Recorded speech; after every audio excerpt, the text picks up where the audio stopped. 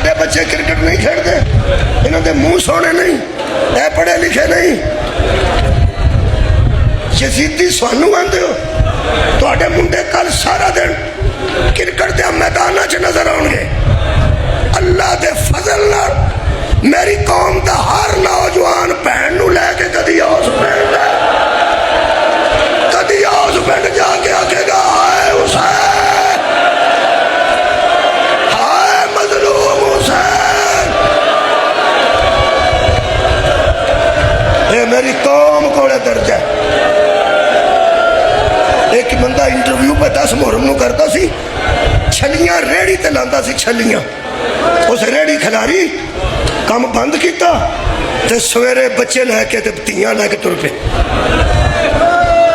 उन्होंने किसी बंदे पूछे आज दिहाड़ी नहीं लानी, तू तो शाम को खड़ना तो बाल खाते हैं।